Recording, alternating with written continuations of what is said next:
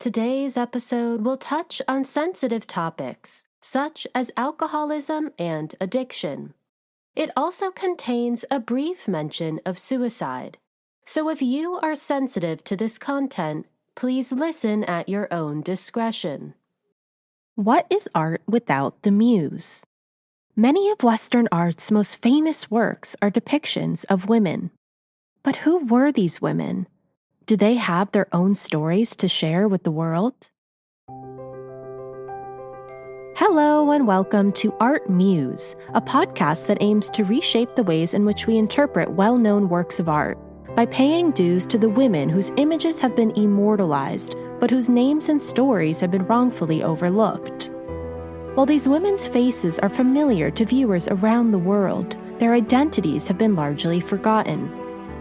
Together we will explore the important lives and legacy of the female muse and appreciate these works of art from a new perspective, through the eyes of the women whose image stares back at us. Is the muse in actuality just as, if not more, important than the artists themselves? And I'm your host, Grace Anna. Welcome to part 2 of our 2-part episode on Alice Prin, better known as Kiki de Montparnasse. In part 1, we explored Kiki's beginnings, her childhood in the countryside with her cousins and grandmother, her move to Paris, and her introduction to the creative circles of Montparnasse. We then explored her early days as an artist model, some of the many portraits of Kiki from this time, her relationship with Maurice Menjiski, and of course the start of her relationship with Man Ray. We left things off in our story just after Kiki's transformative time in New York, returning to Paris invigorated and ready to take on Montparnasse's art scene. Upon her return, Kiki joined a movement focused on increased rights for artist models. Historically, being an artist model was seen as a lowly profession that largely employed prostitutes and women of the lowest rank. Though Kiki earned more modeling than she did working other menial jobs, she was still greatly undervalued and underappreciated by many of the artists she worked with. Spearheaded by the female artist Juna Barnes, there was a growing momentum around Paris to give models credit as essential and irreplaceable contributors to the creation of works of art. As Juna Barnes wrote, "In the old days, a model was simply a model. She broke men's hearts but not their traditions. She stood for hours upon the model stand, saying nothing, while the painter measured and planned and got her down upon canvas for the autumn salon. But times have changed." Barnes argued that it was models who inspired an artist's ideas, and that artists were dependent upon them for inspiration. As author Mark Broad wrote, Barnes began to imagine the possibility that the female model/muse could have agency. She argued that an exceptionally bold and disruptive model could, in her own way, advance art making more professionally than the person holding the brush. Barnes also asserted that a model could inspire not one, but multiple different artists at a time. In this way, one model could change the course of an entire generation of artists, only further attesting to the model's power. To prove her point, Barnes used Kiki as a case study. She noted how artists like Fujita and Man Ray were beginning to credit Kiki as a co-creator of their work. Barnes closed her study by proposing that art models, like Kiki, have evolved past their traditional role as the love, lust, and passive muse, and instead have become an active collaborator with the artists, making models artists in their own right. She ended with a quote by Kiki, declaring, "Artists have broken my heart? Not at all. I keep it for me." Kiki certainly was an active collaborator when she and Man Ray made one of the most iconic photographs of the 20th century, Le Violon d'Ingres. One afternoon in 1924, Kiki and Man Ray decided to try to turn Kiki's body into a violin. After much experimentation, Kiki was able to contort her body until it resembled a musical instrument. She achieved this by emphasizing and hiding different body parts and playing with the photograph's empty space. Kiki sits with her back to the camera, cross-legged on the floor as she wraps a fabric around her hips and thighs. The way the fabric drapes off her hips emphasizes the curves of her lower body and transforms her bottom half into the bout of a violin. She then wraps the fabric around her head like a turban, remodeling her upper body into the violin's scroll. In this way, Kiki brilliantly used the interplay between the scarf and different parts of her body to metamorphosize herself into a violin. To finalize her transformation, Man Ray burned 2 F notes onto Kiki's back in the darkroom. Man Ray does not hide the fact that these notes are not part of the original image, but his own manipulations. The addition of these notes does beg a number of questions. Was Man Ray trying to imply that, like a violin, Kiki could also be played, strummed along? Was he trying to assert his dominance over Kiki, making it clear that he ultimately had control over her body? Or was he exploring the dynamic between photographer and model, implying that they both play off one another? The photograph may also simply be an homage to Kiki's love for music. Even before her performing days, Kiki was always a musically inclined person. Could Man Ray be alluding to Kiki's musical talents? That here she is both the instrument to be played, as well as its player. Le Violin d'Ingres was first shown to the public in the summer of 1924. The Surrealists in particular took a liking to it and published it in their magazine Letteratura.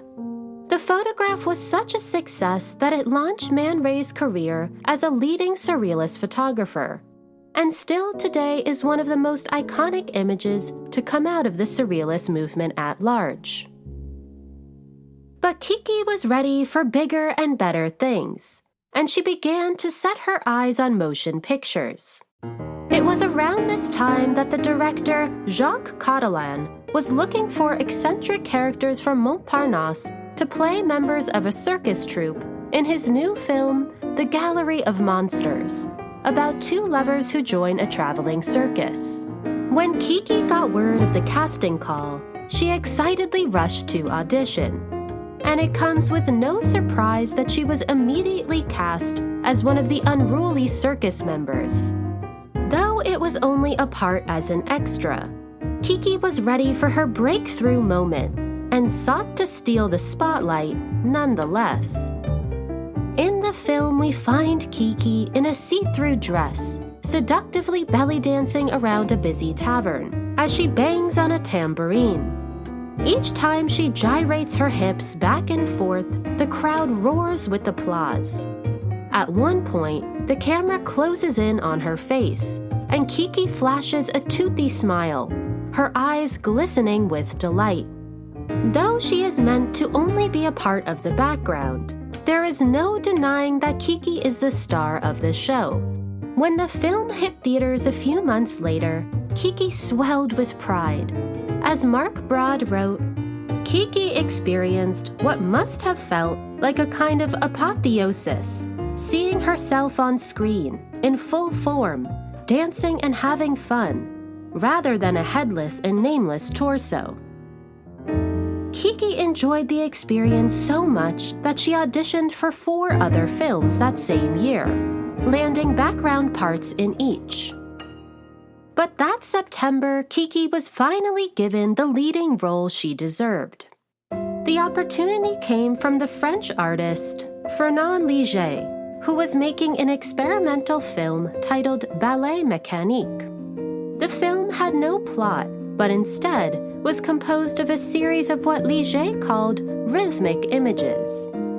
Kiki was first introduced to Léger by Man Ray. And when she heard he was looking for a leading actress, she jumped on the opportunity to star in his project. Kiki appears throughout the entire 15 minutes of the short film. Here, Liget has sliced together various fragmented and distorted images of Kiki into a nightmarish sequence. Close-up shots of her eyes, nose, and wide-grin smile come in and out of focus, as if she is in front of a funhouse mirror. This is amplified by the film's background music, a repetitive, shrill track reminiscent of carnival music. Later in the film, Liget used a prism to warp Kiki's face, repeating her image 3 times in a row, as if she were a 3-headed monster. Throughout the entirety of the film, Kiki captivates the viewer with her various expressions, which are somehow endearing, alluring, and frightening all at once. Here, Liget has created a ghostly and haunting world, and in this world, Kiki is both all-present and all-powerful. But as exciting as her film debuts were, Kiki was about to experience unimaginable loss.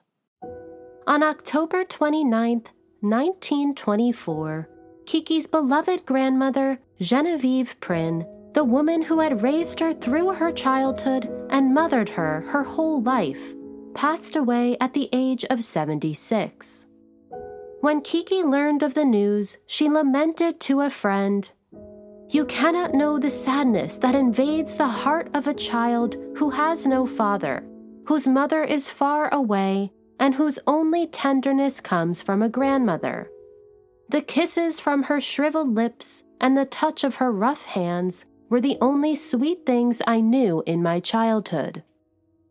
And through her adulthood, her grandmother always welcomed Kiki openly and warmly, and embraced Kiki's life in full. Kiki would mourn her grandmother for the rest of her life, and she would always hold her memory in her heart. Kiki would later honor her grandmother in her memoir, praising her for always accepting her for who she was without judgment. And she would certainly channel her grandmother's bravado when a few months later she decided to take the stage.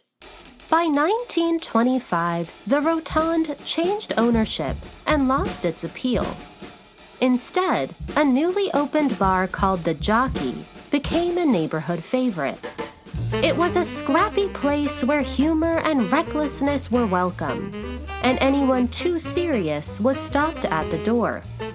Its slogan, reading, "We've only lost one customer. He died. If you can't take a joke, then take a walk," perfectly captured its quirky charm. Soon, Montparnasse's biggest names like Ezra Pound and Jean Cocteau became regulars. And of course, Man Ray and Kiki quickly followed. Kiki fell in love with the Jockey's jovial atmosphere, especially its crowded dance floor that vibrated with electric energy.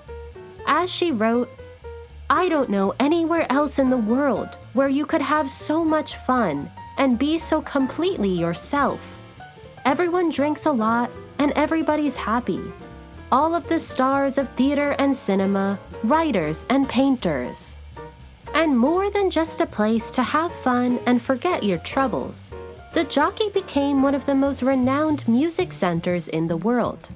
In fact, it was one of the first places in Europe to showcase jazz, when Black performers passed through Paris after the Great War.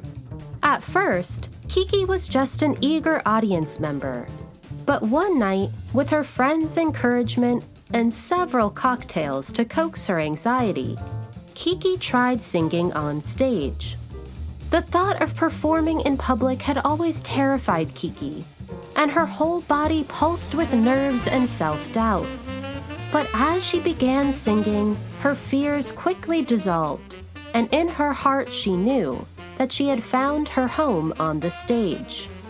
Kiki soon started to crave the rush of energy she got from performing, and began to perform regularly at the Jockey. And it didn't take long for Kiki to become the Jockey's main attraction. Crowds swarmed in whenever she performed, to the point that the doorman had to start turning people away. Aside from her undeniable talent as a singer, much of Kiki's charm came from her ability to meld classic French ballads with contemporary cabaret. Her performances somehow felt both nostalgic and innovative, and she brought new life to many well-known songs. As Mark Broad wrote, her performances had a gritty realism and were imbued with the spirit of artistic experimentation going on around her. Kiki's voice had an earthy and smoky quality that lured her audiences in. As the novelist Kay Boyle once described, her voice was hoarse, so that of a vegetable hawker, her hair smooth as a crow's glistening wing. Kiki's performances would start around midnight, when the crowd chanted with increasing volume, "Kiki, Kiki, we want Kiki." Kiki would then waltz her way across the stage to the microphone, but she only began once the audience hushed to silence. As she sang, Kiki moved her body steadily and sensually, leaning against the piano as if it were her lover. As Mark Broad gorgeously describes, Kiki crafts her performances to suit the needs of their small society. She tells them stories about themselves they already know but want retold. Her melodies are sweet and repetitive.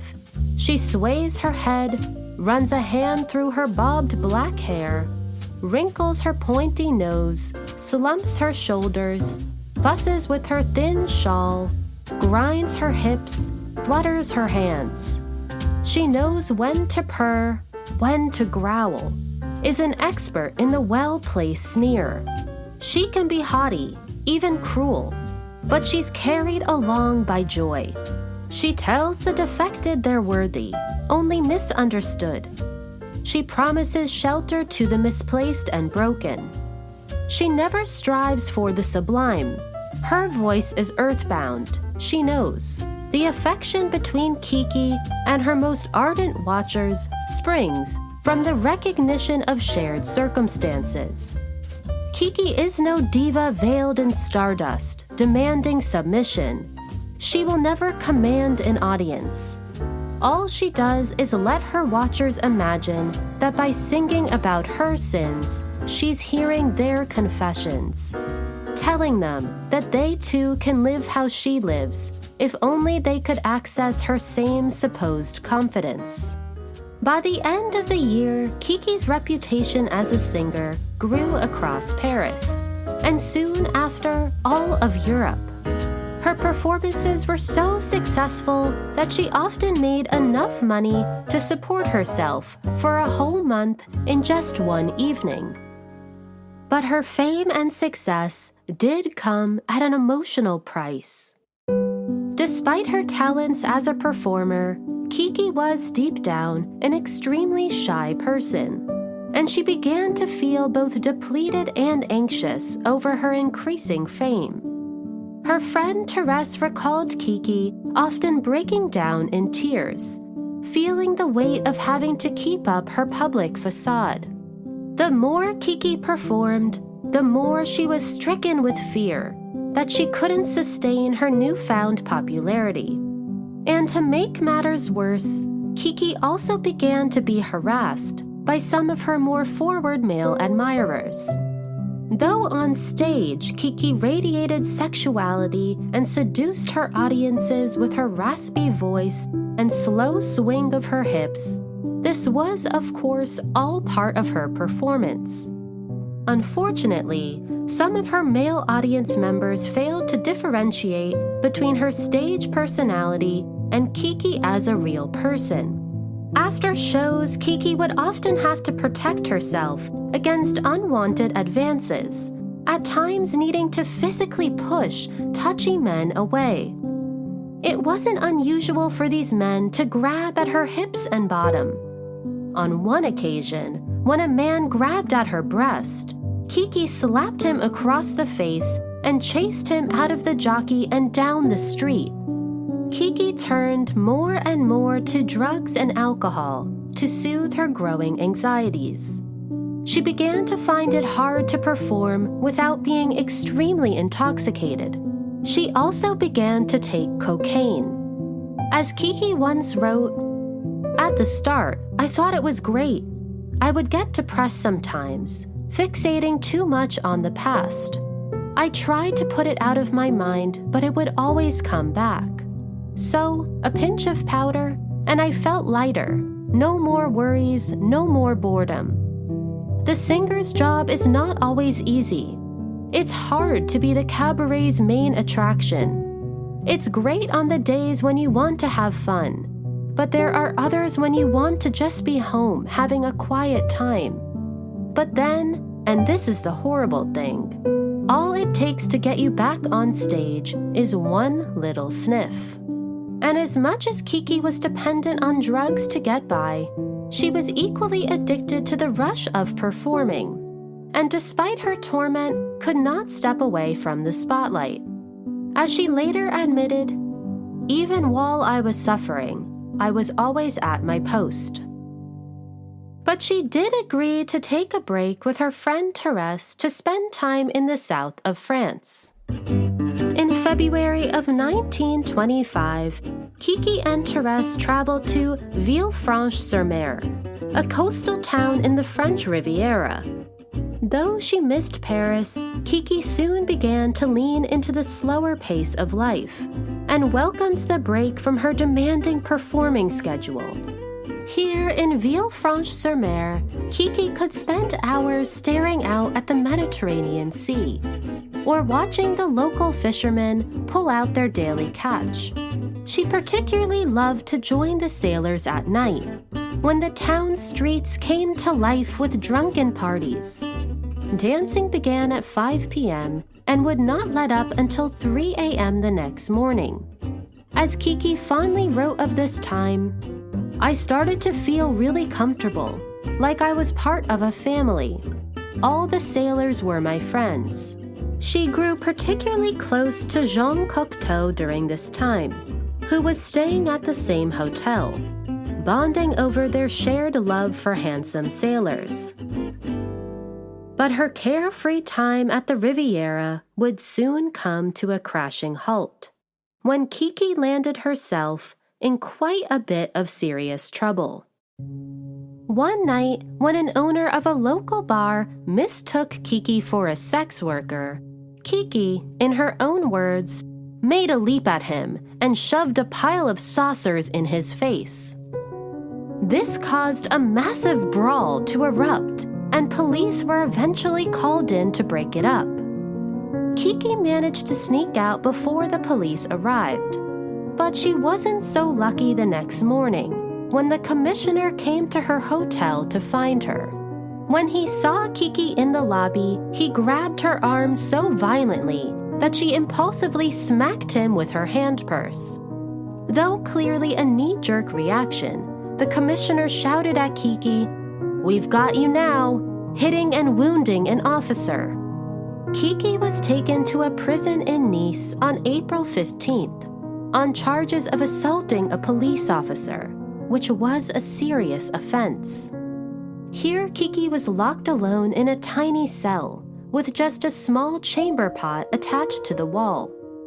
Having a fear of the dark since childhood, Kiki began to have panic attacks each night. Worried that she might have a complete mental breakdown, she distracted herself by reading the only book available to her, The Three Musketeers, on repeat, restarting it as soon as she turned the last page. Word of Kiki's imprisonment eventually reached Montparnasse, and Man Ray immediately headed south to help her, hiring a lawyer to prepare her defense. After spending 12 unbearable nights in jail, Kiki's case was sent to trial, and she arrived in court ready to hear her sentence. When she looked out at the courtroom and saw Man Ray sitting amongst its attendees, she was so relieved to see him that her eyes welled with tears. Luckily, Kiki was spared the worst of fates, and the judge let her off with a 6-month suspended sentence. As a local newspaper described the outcome, Alice Prin, a charming brunette of 22, caused a bit of a scandal when drinking a few too many rounds. She expressed strong regret for her unthinking action, and thanks for the strong defense speech of her lawyer. Kiki later admitted that had she been imprisoned again, she would have taken her own life before returning to jail.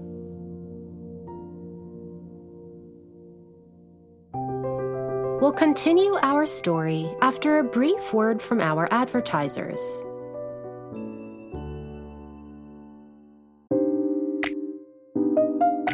Did you know that Cary Grant would send a bill to house guests that overstayed their welcome? Did you know that Flo Ziegfeld used to wash Billy Burke's hair with expensive champagne? Or that Jean Harlow was only 26 years old when she died? How about Frank Sinatra being banned from Marilyn Monroe's funeral? Stars of the Golden Age is a podcast that dives deep into the lives of your favorite old Hollywood stars, where you can learn interesting things like this and so much more. My name is Erin Carlson, and each week I will take you on a journey through another life of one of Hollywood's greats. Learn about Vivien Leigh, Humphrey Bogart, Grace Kelly, Jane Mansfield, James Dean, Katharine Hepburn, Olivia de Havilland, and so many more. Together, we can learn about these stars, what made them tick, and how events in their early lives affected them as adults. Find Stars of the Golden Age on Apple Podcasts, Spotify, or wherever you listen to your podcasts. New episodes every Tuesday. Listen to Stars of the Golden Age now.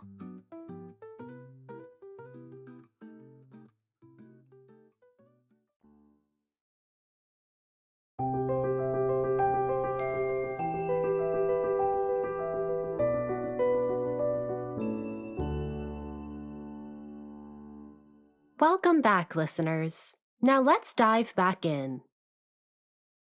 Upon her return, it didn't take long for Kiki and Man Ray to pick back up where they left off and continue to experiment with new photographs.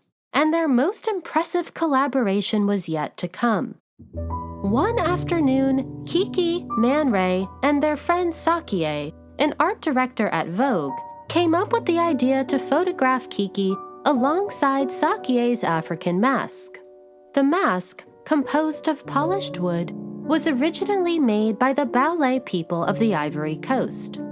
In ballet culture, these masks were meant to honor a specific woman, emphasizing both her beauty and skill.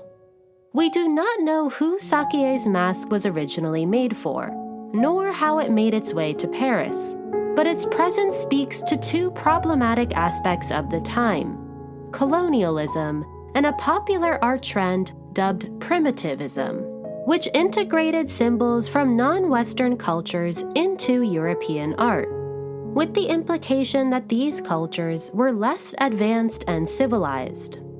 By the time Kiki, Man Ray, and Sakie collaborated on Kiki's portrait, primitivism was already a well-popularized artistic trend.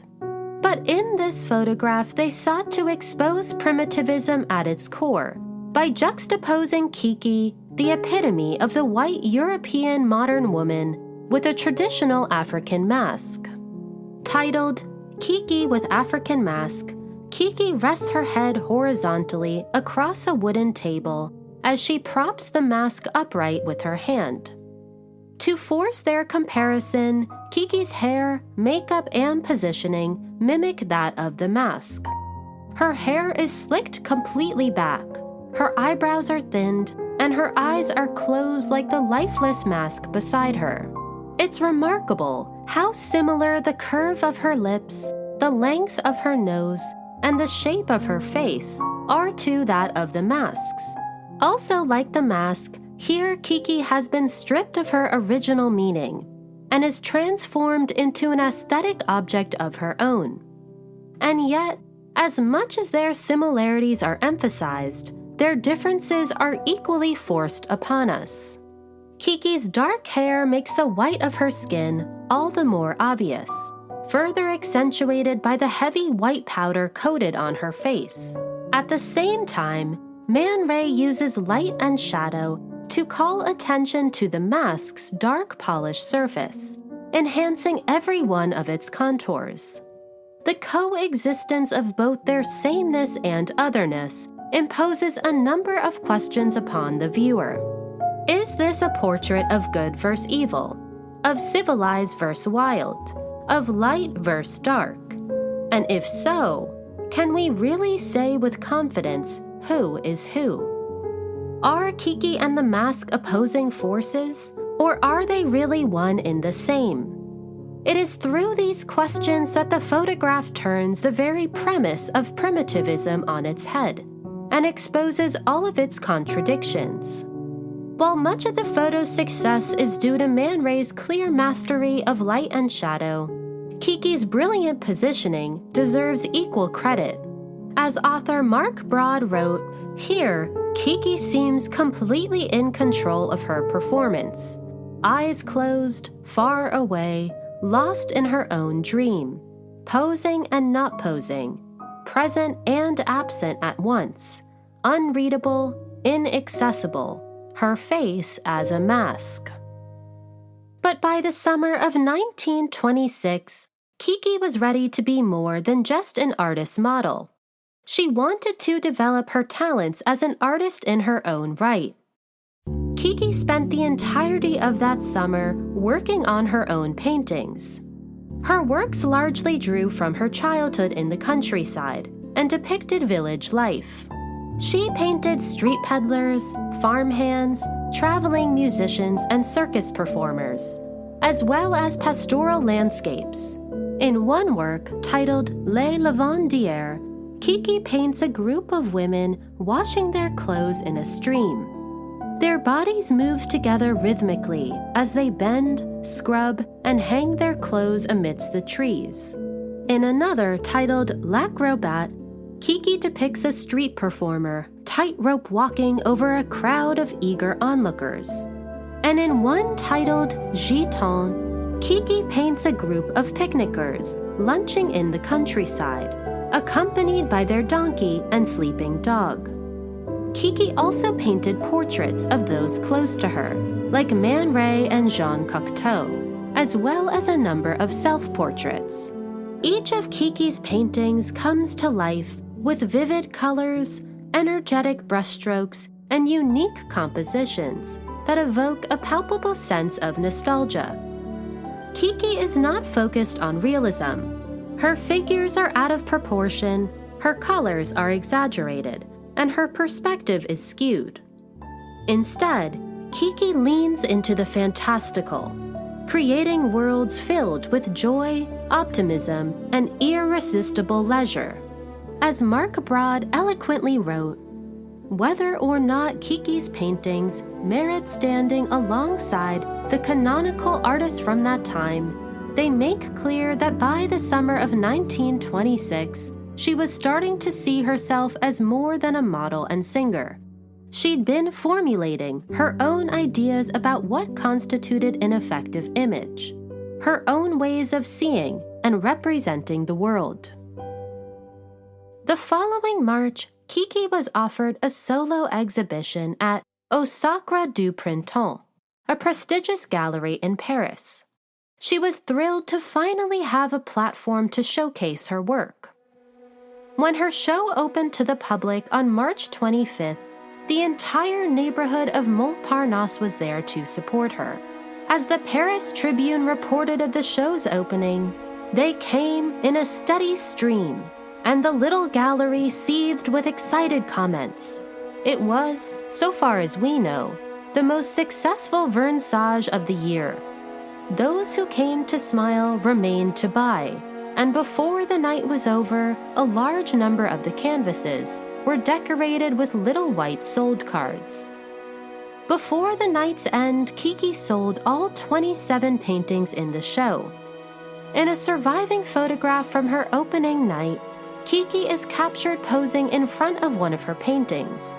She's dressed elegantly, wearing a fur-trimmed coat and lavish jeweled necklace.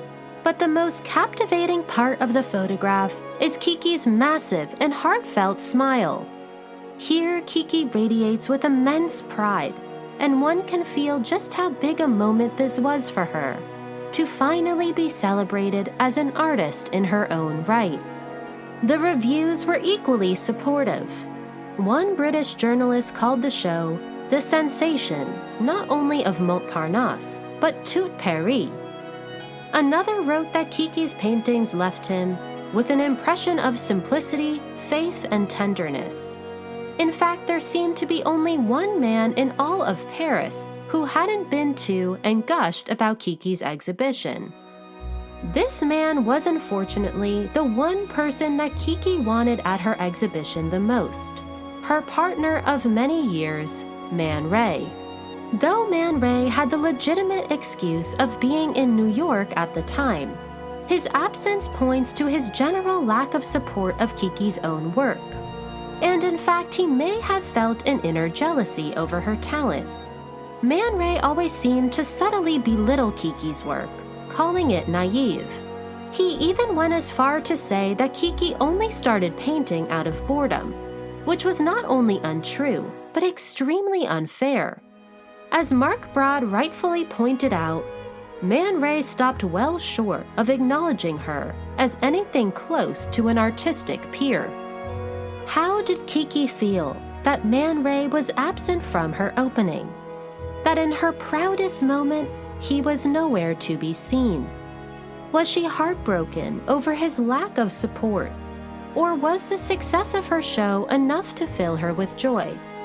And how did it feel to finally be recognized as more than just a model and performer?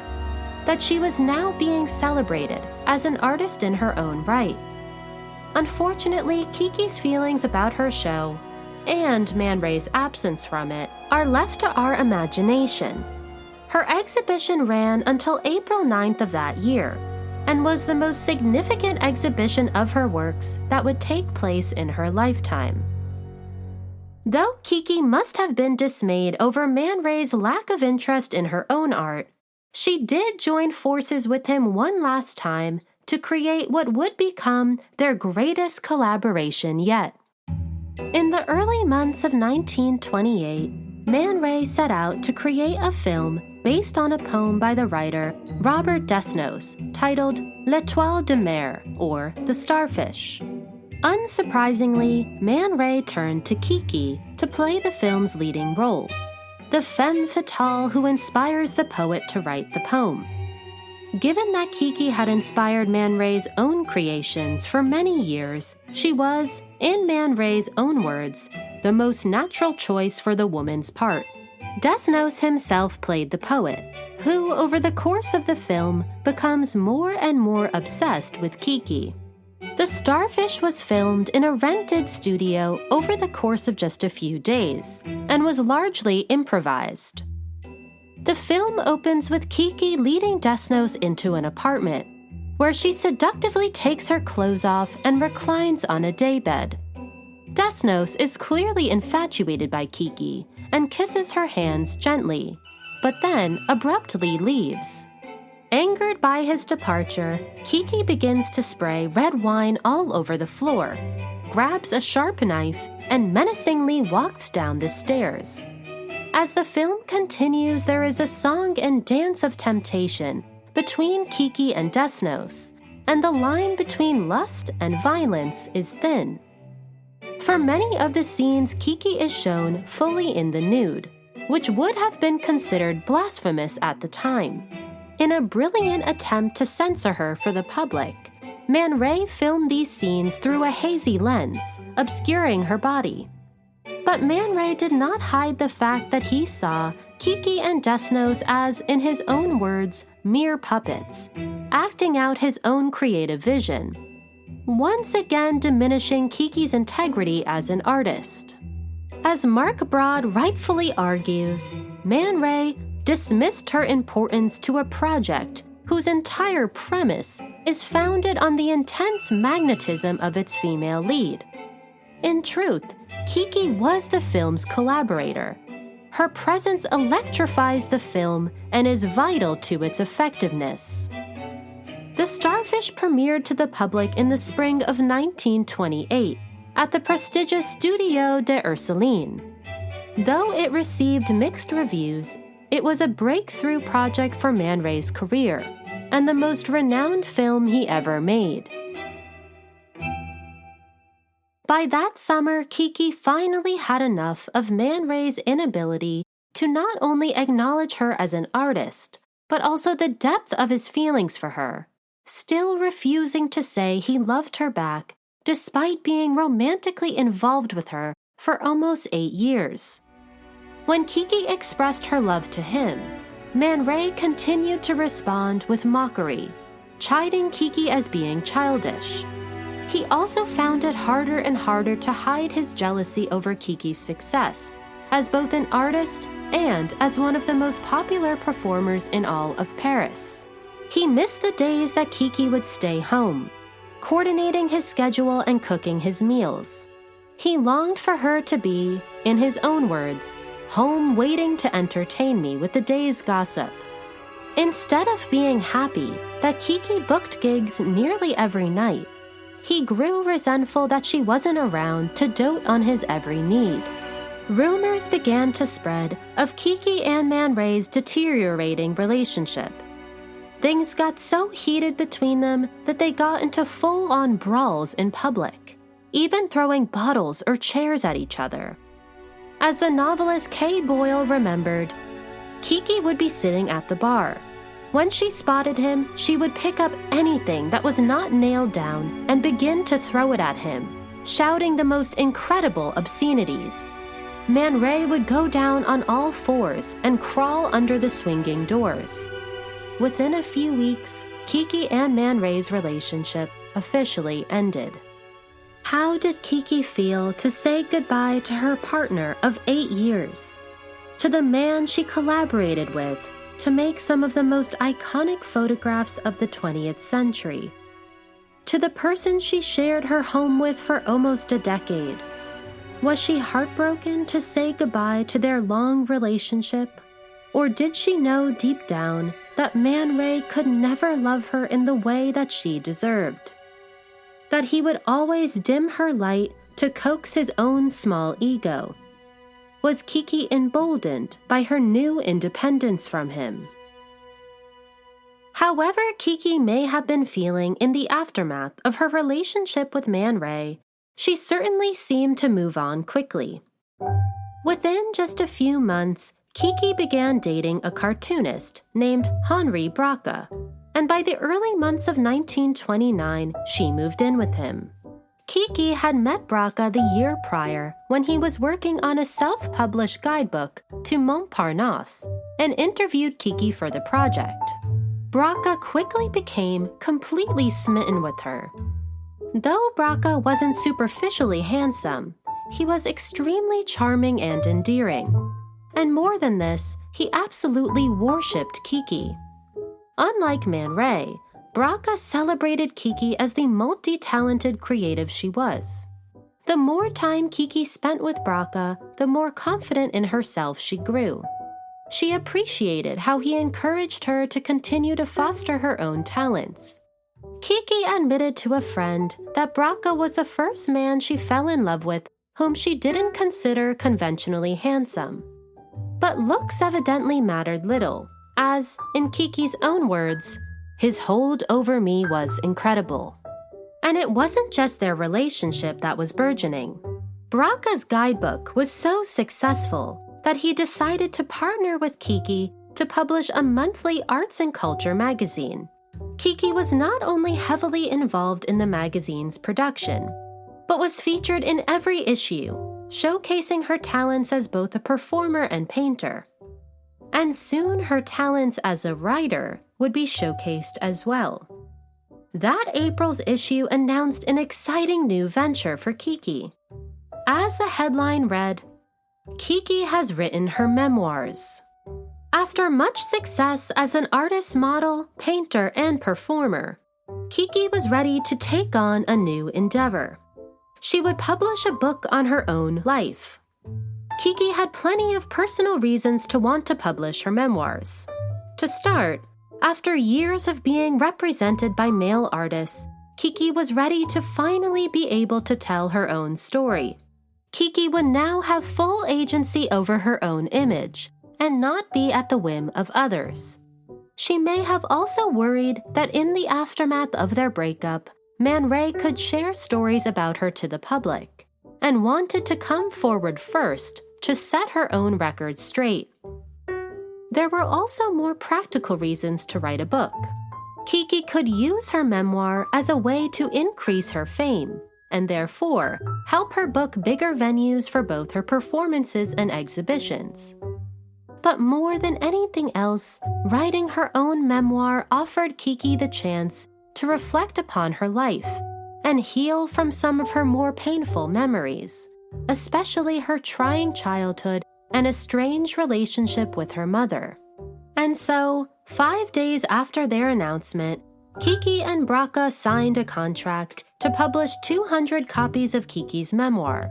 Depending on its success, a regular edition of her book would subsequently follow. Kiki quickly set to work on drafting and designing her memoir, which she titled Kiki's Souvenirs. She wanted each copy of her book to feel like a work of art in and of itself, and began to draw illustrations to accompany her written memories. Kiki also asked for contributions from her many artistic friends around Montparnasse. As Mark Broad wrote, her life story would be presented in the form of a block party, a celebratory group sketch of a particular community caught lovingly and unsparingly by one of its own. On May 30th, Braca threw Kiki a party at the popular music hall, the Bombino, to promote her new publication. Crowds swarmed in to celebrate Kiki, and in return, she decided to give a special performance. Standing on stage in front of her loyal audience, Kiki had never felt so marvelous in her entire life. She performed to the ballad she was best known for, and the crowd roared in applause when her act came to an end. But much to Kiki's surprise, she would receive more than just a standing ovation. After her performance, Kiki was officially crowned the Queen of Montparnasse, as a salute to her important presence in the neighborhood. The audience began to shower Kiki in roses, which she picked up and held in her mouth like a tango dancer. How did Kiki feel as she looked out into the crowd and saw all of her supporters cheering her on? To be dubbed the queen of the entire neighborhood, a neighborhood that housed some of the greatest artists of her day. Was she overcome with emotion? Or did she maintain her cooler-than-cool persona? From this day forward, Kiki would be known as Kiki de Montparnasse, a play off the names of French royalty. She would always remember this moment as one of the greatest of her life.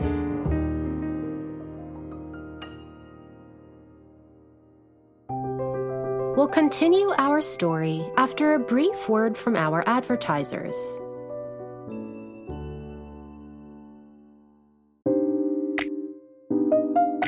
Did you know that Cary Grant would send a bill to house guests that overstayed their welcome? Did you know that Flo Ziegfeld used to wash Billy Burke's hair with expensive champagne? Or that Jean Harlow was only 26 years old when she died? How about Frank Sinatra being banned from Marilyn Monroe's funeral? Stars of the Golden Age is a podcast that dives deep into the lives of your favorite old Hollywood stars, where you can learn interesting things like this and so much more. My name is Erin Carlson, and each week I will take you on a journey through another life of one of Hollywood's greats. Learn about Vivien Leigh, Humphrey Bogart, Grace Kelly, Jane Mansfield, James Dean, Katharine Hepburn, Olivia de Havilland, and so many more. Together, we can learn about these stars, what made them tick, and how events in their early lives affected them as adults. Find Stars of the Golden Age on Apple Podcasts, Spotify, or wherever you listen to your podcasts. New episodes every Tuesday. Listen to Stars of the Golden Age now.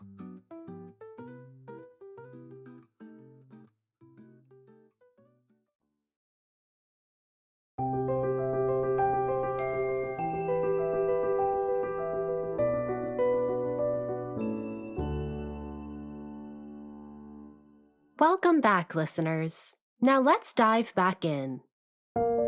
Kiki's Souvenirs was officially published a few weeks later. Bound in a beautiful cover, Kiki filled its pages with recollections from her action-packed life, with over 20 original drawings animating her text. She begins her memoir appropriately with her birth, and describes her impoverished childhood in the countryside in detail. The mean-spirited nuns who fed her measly bowls of rice, her strict teachers who always punished her for her antics, her warm-hearted grandmother, and equally mischievous cousins whom she lived with, her absent mother who she barely knew, and her hard-working father who she snuck away to spend time with. She then describes her move to Paris and her years as an adolescent barely surviving off minimum wage jobs. And finally, her discovery of Montparnasse, the place where she blossomed into the independent woman and the achieved model, artist, and performer she became. As Kiki writes of Montparnasse, "I feel free here. I can sing my songs and mess up now and then without worrying about going back to eating nothing but baked beans. People are open-minded. Things that would be hanging crimes in other places are treated here like minor sins." Though no longer on speaking terms, Kiki does pay homage to the man she was with for almost a decade, Man Ray, and includes 10 portraits he took of her. Despite her candidness throughout her memoir, her pages on Man Ray seem cordial and guarded. She does not go into detail about their relationship, nor their messy breakup, and her descriptions feel distanced and cold. Man Ray later shared that he felt this was more Kiki's attempt at discretion than a snub, and he appreciated her protection of their privacy. Kiki's style throughout is relaxed and casual, as if she is telling you about her life over a tall drink and cigarette. She keeps her chapters short, and her descriptions are full of quips and witticisms. Here, Kiki presents herself as the forward-thinking and independent woman she was, and is unafraid to stand in her own power. As Mark Broad beautifully puts it, above all, Kiki's Souvenirs makes clear that in her various incarnations, Kiki has always been a storyteller. She told stories in song, on canvas and paper, and in the way she carried herself in front of other artists, trying to tell their own stories through their portraits of her. The book stands as an expert performance of self, her most sustained and public step in presenting the character of Kiki de Montparnasse that she'd been crafting on stage and off for a decade. Kiki's Souvenirs was released to the public that October. At the official release party, eager buyers lined up all the way down the street to buy a copy. As the Chicago Tribune covered, the line formed about 9 o'clock outside the bookshop when the news swept the quarter that for 30 francs, one could get a copy and her autograph and a kiss in the bargain. Men forgot their demis, dates, and dignity and scampered over. One snow-bearded octogenarian hobbled along to the party and came out with 2 books under his arm. And it wasn't just the public who fawned over Kiki's Souvenirs. The critics were just as enamored. Kiki received favorable review after favorable review from Paris's best newspapers. One review called Kiki's Souvenirs a brave piece of writing for someone who'd made the most of a tough childhood, to be able to produce something beautiful and touching. Others argued that in her memoir, Kiki was able to represent herself far better than any painter could on canvas. Kiki's Souvenirs was so popular that in 1929, the American publisher Edward Titus proposed to Kiki that they release an English translation. Titus was so excited about the project that he hired Ernest Hemingway to write the introduction, a true testament to Kiki's notoriety. Hemingway's introduction is both witty and humorous, but it is also overwhelmingly laudatory of Kiki's writing. To think that one of the greatest American writers of all time found Kiki's memoir important enough to write the introduction for, and went on to praise its merits, is nothing short of extraordinary. As Hemingway wrote, "I wrote the introduction to please Kiki. Look at a couple of photographs of her, and you'll see why. But I would not have written it if it was not a damned fine, extraordinary book. Read it in French. If it does not seem any good to you, learn French. It is a crime to translate it. The problem is not to translate Kiki's text, but to translate Kiki." Kiki's memoirs was published in English in June of 1930. Unfortunately, due to its racy content, it was banned in the United States soon after, as it remained until the 1970s. In Hemingway's introduction, he wrote, "Kiki now looks like a monument to herself and to the era of Montparnasse that was marked as close when Kiki published this book." As much as Kiki seemed on top of the world at the time of her memoir's publication, unfortunately, that world was crumbling at a rapid pace. In October of 1929, the stock market collapsed, causing international panic and financial disaster. By 1930, all of Kiki's beloved shops, bars, and cabaret venues began shutting their doors, including the Jockey. The Roaring Twenties, which had been all about recklessness, ridiculousness, and excessiveness, was now being replaced with an overwhelming sense of frugality and fear. As the decade closed, so did the places that Kiki knew and thrived in. She took the devastating loss hard. Though only 29 years old, Kiki began to age rapidly and gained a significant amount of weight. As Morley Callahan wrote, "Kiki was still beautiful but quite plump now, and there was something of a clown in her lovely face." Unfortunately, it wasn't just the world around her that was collapsing, but also her relationship with Henri Braque. It was around this time that Braque began to exhibit erratic and impulsive behavior. Kiki tried to write it off as stress-related, but when she found Braque pacing down the street with no pants on, she knew his condition was becoming severe. By March of 1930, they folded their monthly art magazine, and Kiki moved them to the suburbs, hoping the quieter atmosphere would help Braque recover. Unfortunately, he only worsened. By that October, his behavior became increasingly unpredictable and violent, until it reached the point of him physically attacking Kiki. Fearing for her life, she had no choice but to commit Braque to St. Anne Hospital in Paris, where he was diagnosed with schizophrenia. Kiki described the experience of committing Braque as a living nightmare. She visited him every day in the hospital, paying for his treatment by doing an odd gig here or there. As Braque's sister later recalled, Kiki had brought many flowers and fruit. She cared for him with a lot of devotion.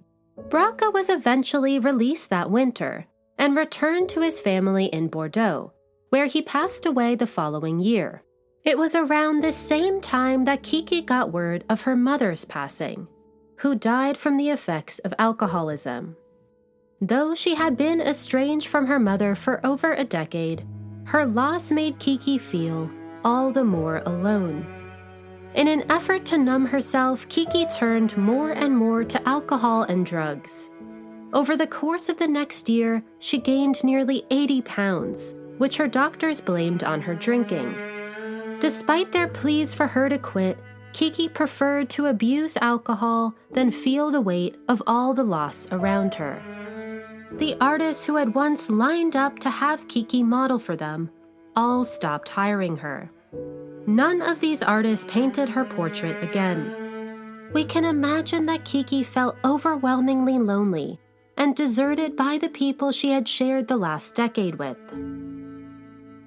But luckily, she would soon meet the man who would become her companion for the rest of her life. One evening in 1932, Kiki approached a gentleman at a bar who she thought was the famous actor Jean Gabin. Instead, she was met by a rather confused tax collector by the name of André Larocque. Though he was no movie star, Kiki was immediately attracted to him, and as they got to talking, she was pleased to find that they had much in common.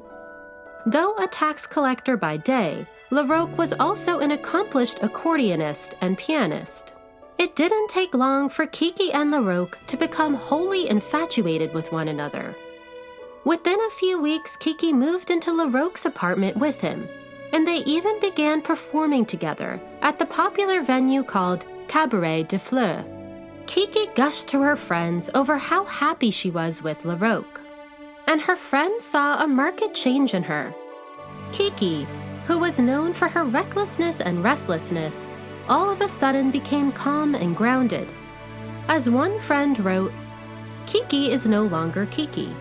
She is enjoying the perfect love affair, which has transformed the wild Kiki into a sort of reasonable bourgeoisie. She still sings her songs of other days in a cabaret of the quarter, but, like a good little girl, she walks along the boulevard on the arm of her cavalier Larocque, and after she sings, the tender Romeo carries off his Juliet, and so it is every day."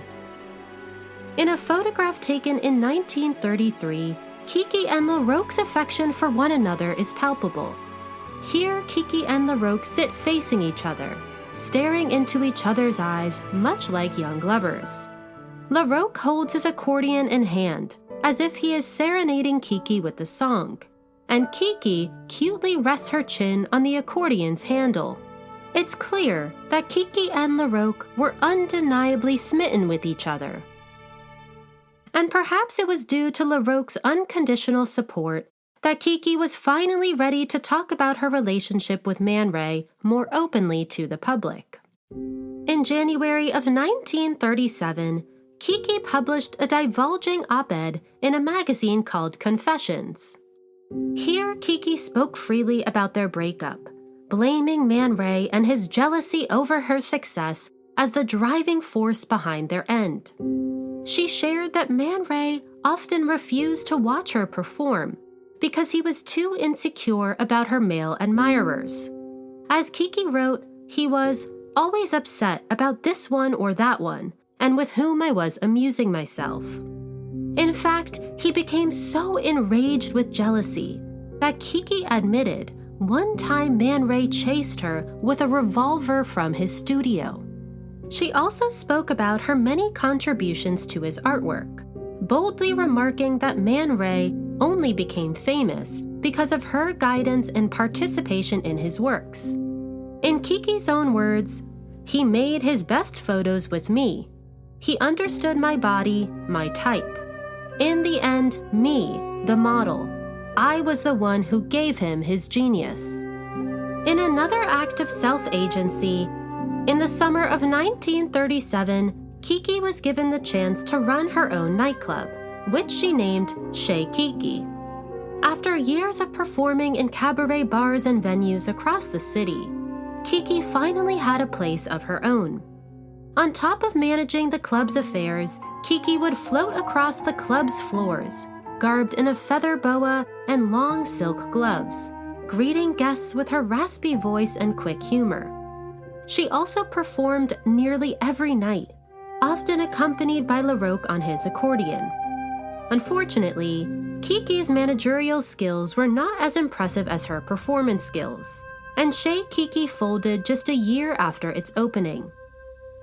But this was perhaps a blessing in disguise.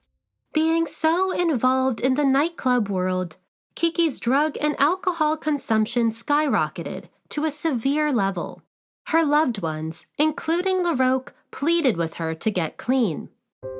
After much persuasion, Kiki completed a rehabilitation program in the fall of 1938. To sustain her sobriety, Larocque ran a tight ship at home, forbidding Kiki to perform again until she stayed off alcohol and drugs for good. But most of all, Larocque reminded Kiki of her worth and helped her build the moral strength to finally quit. As Kiki later wrote, Larocque gave me the courage to get sober. That was the most horrible time, but also the most hopeful. During her recovery, Kiki occupied herself by returning to her memoir. Reading through the original manuscript, she decided to edit a lot of its text, as well as add in whole new sections. Each day, Kiki would dictate new chapters to LaRoque, who faithfully typed her words onto paper. But more than just a way to pass time, Kiki was able to review her life with the maturity and wisdom the last few years had given her, and we can only imagine the ways in which her newfound sobriety altered her priorities as a storyteller. Kiki ended this new version of her memoir with the heartfelt lines, "Little by little, I've regained my taste for life, regained my strength.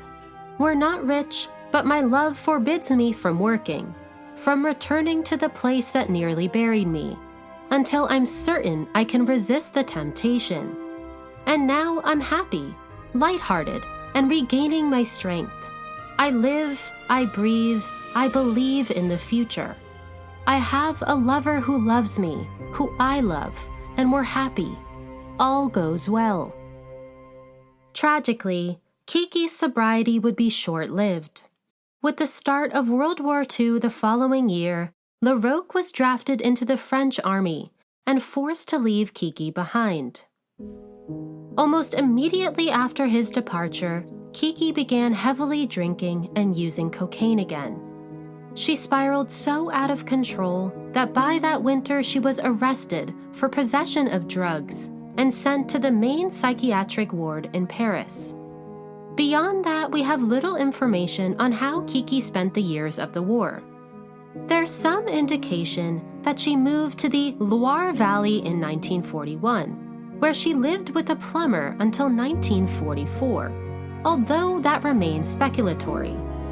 All we know with certainty is that Kiki managed to survive the war and was reunited with LaRoque a few months after its end. Unfortunately, after many years apart, LaRoque had fallen in love with another woman, which we can only imagine was a crushing blow for Kiki. He did, however, still care greatly for her well-being and wanted to take care of Kiki as best he could.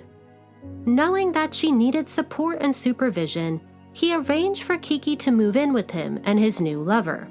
Though an uncomfortable solution, Kiki was grateful for his hospitality. It was here, in a small room above LaRoque's apartment, that Kiki lived out the rest of her life. But LaRoque could only save Kiki so much. In February of 1946, Kiki was once again arrested for a drug-related offense, this time for faking psychiatric prescriptions. She was eventually sentenced to a 2-month suspension. Despite her arrest, Kiki continued to drink and take drugs recklessly. Her usage was so severe that by 1948, at the age of only 47 years old, she lost all of her teeth. As the artist Ronald Searle wrote of her in her late life, Kiki wandered about like a reproachful shadow through the streets and cafes where she was once as bright as a star. He later found Kiki at a local piano bar, trying to perform for young students. As Searle described, she was stumbling about the floor, holding onto a chair to do an arabesque, clumsily throwing her skirt over her face to display her orange silk knickers. Her audience looked disgusted or pitiful, depending on if they had heard her story. Despite her steep fall from grace, Kiki did enjoy one final moment to shine in the public's eye. In the summer of 1950, the new chapters of her memoir were published in Ici Paris. As Mark Broad eloquently wrote, "We can imagine that Kiki was thankful, after so long a silence, to have the chance to tell her story, however brief, however old." Kiki would not be mentioned again in the press until her death 3 years later. On March 23rd of 1953, Kiki was walking down the street on which she lived when she collapsed onto the ground. She was quickly taken to Laennec Hospital, where she was pronounced dead shortly after. Kiki was only 52 years old. It is believed that she passed away due to complications from her long-run abuse of alcohol and drugs. She was buried south of Paris, at the Thiers Cemetery. Her funeral, which was held a few days later, was announced in Paris's local papers. When Man Ray read the news, he refused to attend Kiki's funeral, despite the fact that they had shared a decade-long relationship and that Kiki had helped jumpstart his entire career. But Man Ray's absence did not stop a huge crowd of Paris's greatest artists and creatives from coming to pay their respects. The Japanese painter Suguharu Fujita, who not only painted Kiki but was one of her closest friends, laid flowers on her coffin as it went into the ground. With tears in his eyes, he turned to the crowd and declared, "With Kiki's death, the glorious days of Montparnasse were forever buried. We laughed. My God, how we laughed."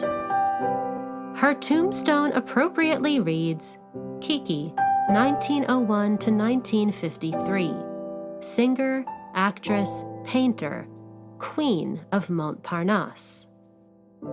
Tragically, her grave was vacated in 1974, and the location of Kiki's remains are now unknown. As for Kiki's enduring legacy, LaRocque contacted several book agents after her death in an attempt to get her revised memoir published, but none were interested in publishing the edition. Kiki fell into relative obscurity until 1950, when author Samuel Roth reproduced the English version of her memoirs with the new title, The Education of a French Model, Kiki's Memoirs. In 2022, author Mark Broad published an excellent account of Kiki's life and her immense contributions to the career of Man Ray. And today, in Châtillon-sur-Seine, outside the home in which Kiki was born, a plaque has been erected commemorating her life. But unfortunately, so much of Kiki's story has been lost to history.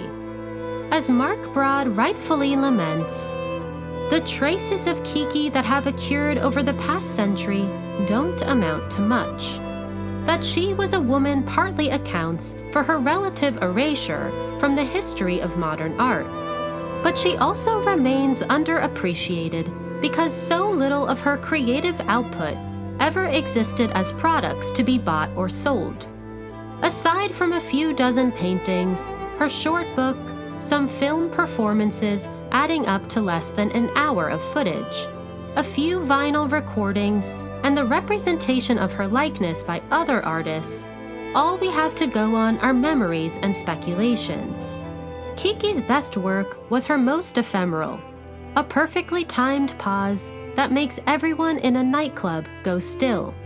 Isn't something you can trademark or bottle. You can't sell a dance at auction. You can't sell a pose.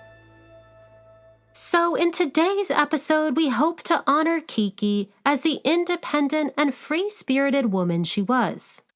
A woman who was never afraid to live her life as she pleased and dance to the beat of her own drum. A woman who rose from impoverished beginnings and created her own story. A woman who not only understood the power of her own image, but what it meant to take agency over it for herself. Though she modeled for countless artists, her participation was never passive. Instead, she imbued in each of the works she posed for her own creative force and visions. This was especially true of Kiki's time with Man Ray and the many photographs he took of her. In the words of Mark Broad, Kiki undoubtedly functioned as Man Ray's muse in a traditional sense.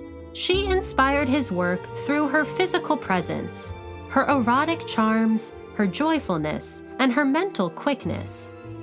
But if Kiki functioned as a muse for Man Ray, could it also have been because he saw her as a rival, someone who sparked his creativity chiefly by provoking professional jealousy. Perhaps Man Ray, despite his dismissive statements to the contrary, did in truth recognize that Kiki's experiments in their various forms were as unexpected and innovative as any of his, and that while he often spoke of the need for total liberty in his art, he on some level recognized that Kiki, because she was less concerned about money and reputation, was the artist among the two of them who was truly free. And Man Ray certainly had a lot to be jealous over. Kiki was not only an artist in her own right, but found success across the mediums. She evolved from model to painter to performer to actress and finally to memorist. Her paintings were included in group exhibitions as well as a solo exhibition which sold out on opening night. She performed at Paris's most acclaimed cabaret bars. She acted in 8 separate films, and at only 28 years old, published her own memoir.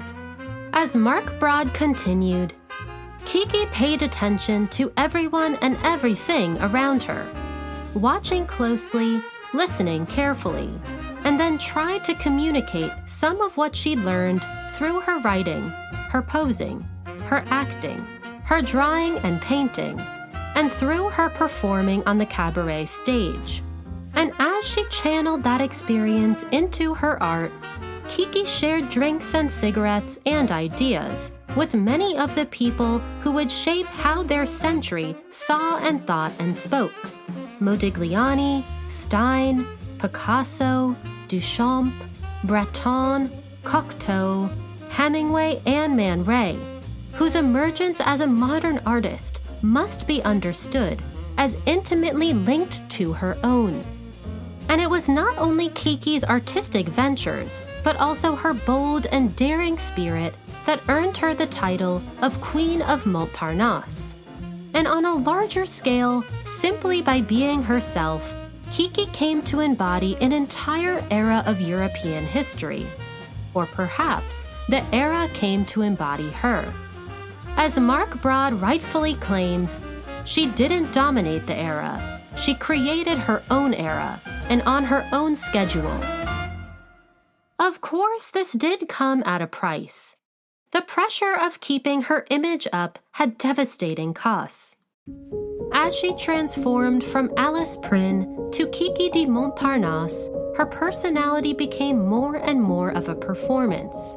In Kiki's own words, "They turned me into an image, Kiki, and I was obligated to live up to it, even when I didn't feel like it.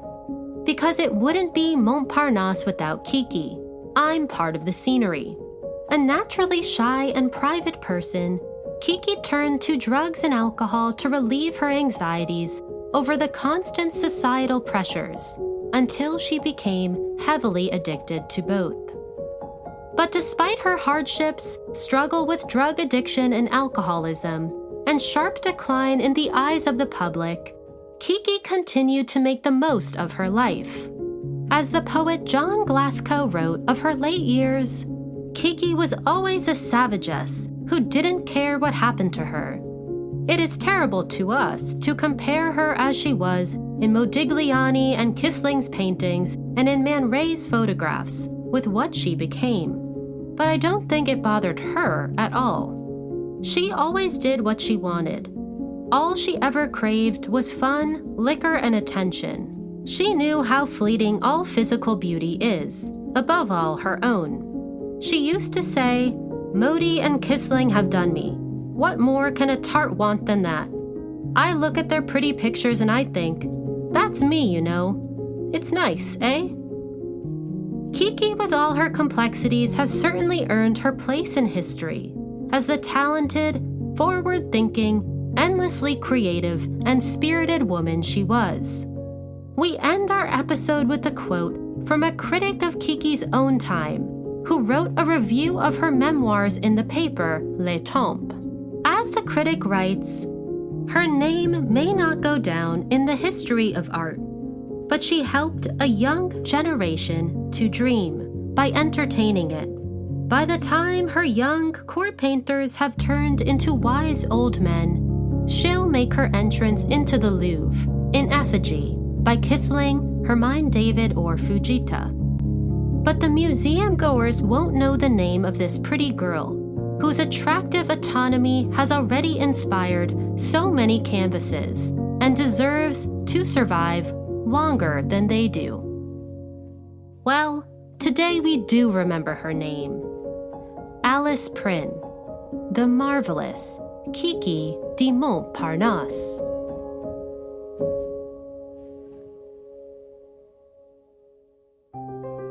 I hope you have enjoyed ArtMuse's two-part episode on Alice Prin, better known as Kiki de Montparnasse.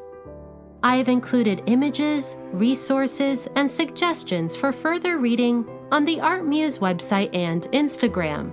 ArtMuse is produced by Kula Production Company. Today's episode was written by me, your host, Grace Anna. Stay tuned as I continue to share the stories of the women behind some of the world's most important works of art. Until next time, bye for now.